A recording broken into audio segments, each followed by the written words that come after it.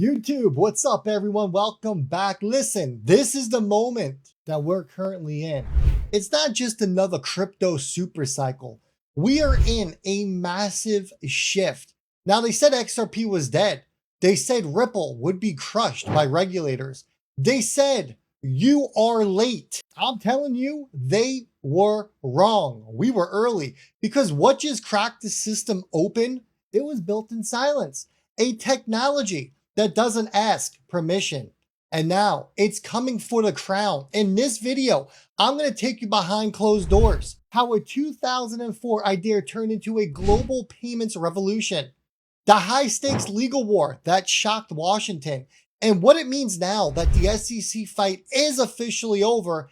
And why XRP's next leg could be the biggest rally ever. By the time we're done here, you're not going to be a spectator. No, you're going to realize you were part of the storm building all along.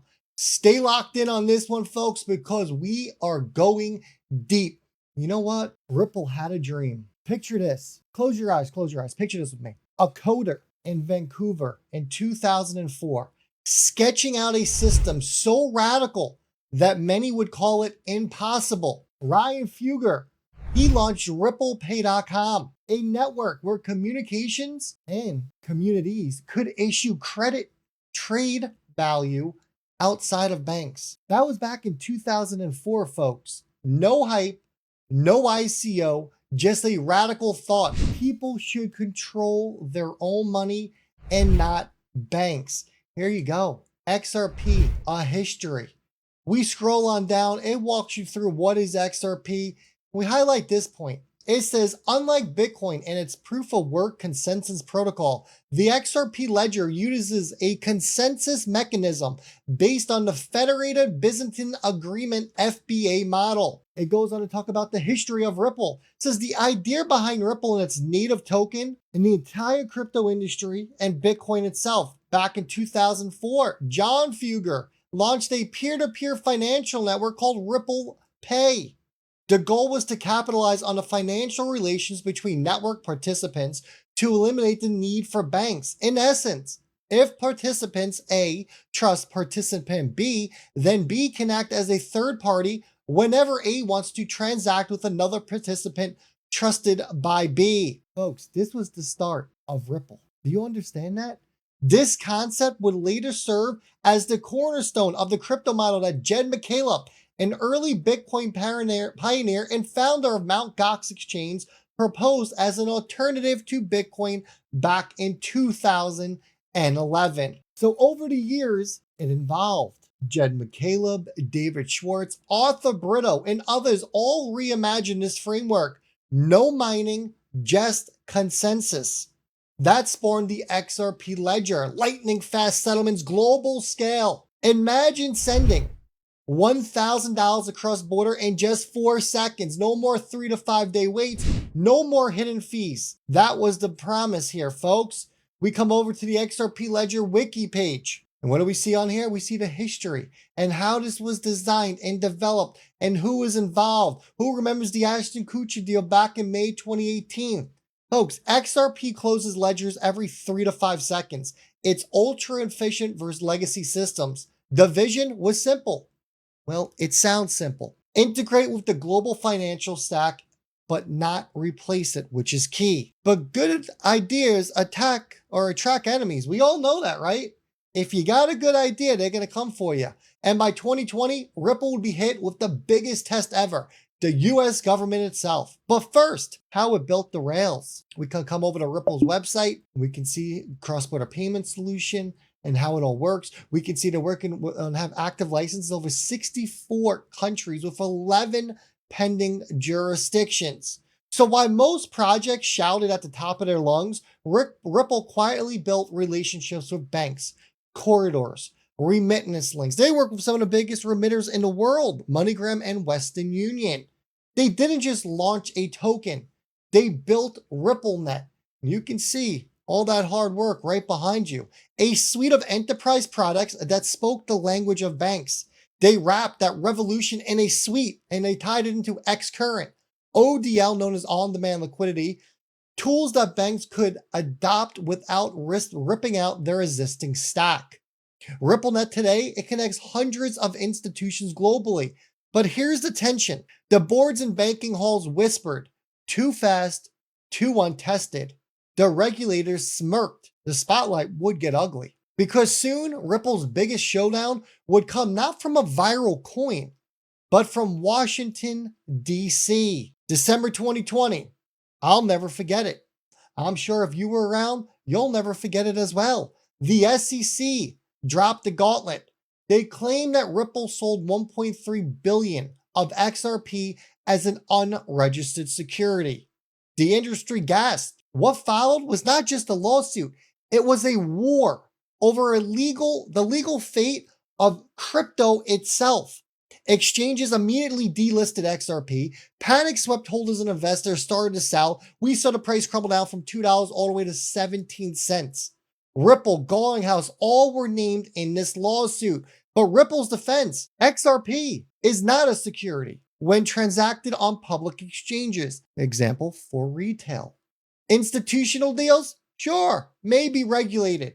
They demanded internal SEC documents, especially around the famous Bill Hinman speech. Each motion, each filing became headline news in crypto circles. The entire industry watched as the precedent was being set. July 2023, Judge Torres ruled XRP that was sold on public exchanges is not a security.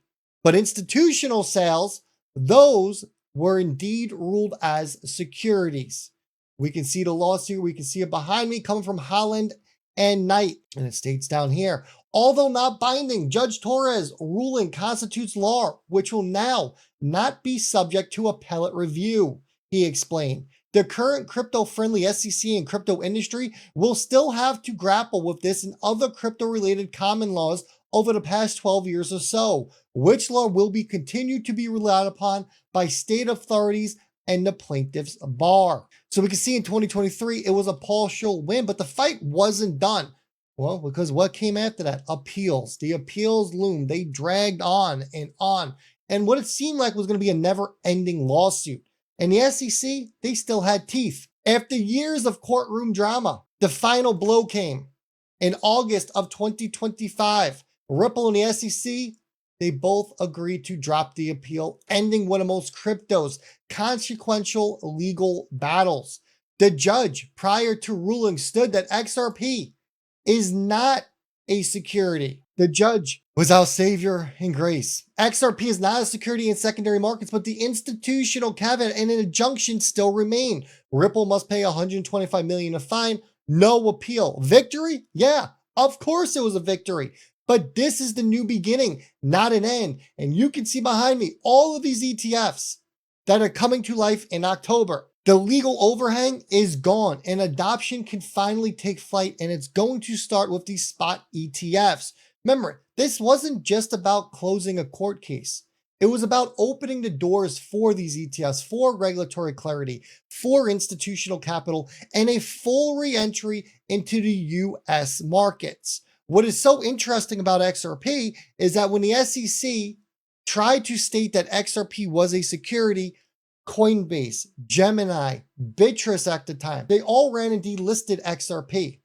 Bittrex actually packed their bags and left the US altogether. One of my favorite exchanges based out of Seattle, Washington. They left. But when the SEC has come out after this and they have stated that they believe that these other cryptocurrencies, and they named Cardano, they said they believe that it is a security. These exchanges did not do anything. They did not delist them. This is what makes us believe that there is more to this and why these banks are afraid of not only Ripple, but of XRP itself. So we finally have clarity and we finally have what looked like ETFs going live in October. So with the lawsuit finally behind us, Ripple is pivoting from defense to dominance. Let's look at what is going on now, what Ripple is doing, what is happening on the XRP ledger, right?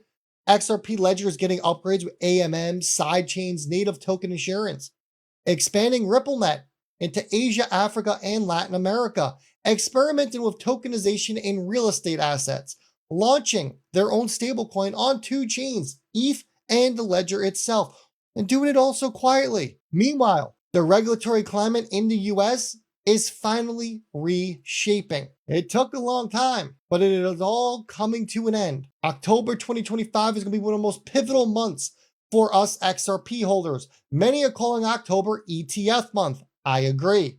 And remember, once those ETFs get approved, they will be trading within 24 hours. The same story we saw of Bitcoin. And then we have new SEC guidelines that are coming out. Many fast track approvals across all coins. If XRP, I should say, when XRP gets a spot ETF in the US, that will unlock trillions in institutional flows. But here's what very few are watching right now. Ripple's partnerships with central banks, it pushes into CBDC integration and how XRP could become the backbone of the global value rails. It's not all just sunshine, though, folks. Let's talk skeptics and red flags, right? Critics say Ripple depends heavily on selling XRP to fund operations. I do not believe that that is the case at this point. They got a massive war bag. They got a lot of money set aside as well. Some question whether institutional liquidity is synthetic or is being incentivized by Ripple. The injunction still bans some institutional inflows. A negative SEC appeal or change in admin could bring fresh dangers, but there's always a but, you know that. The legal precedent is now stronger than ever. Developer momentum is surging. Everyone's coming over to the XRP ledger to develop. Market sentiment, it's bullish as well. XRP adoption in real corridors, it's verifiable. October 2025, ETF ruling, 6 XRP spot ETFs. Pay attention to those. XRP ledger tech releases, AMM updates, sidechains, it is all coming to life.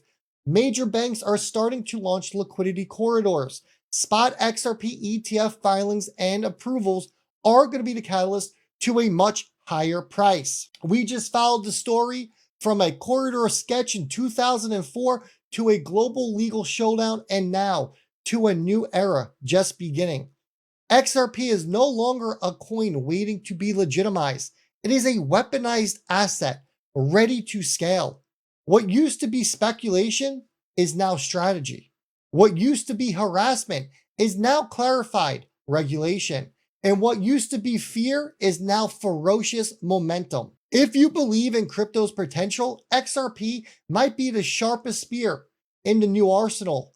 Play it right out there. Stay sharp. The road ahead, it's ours to build.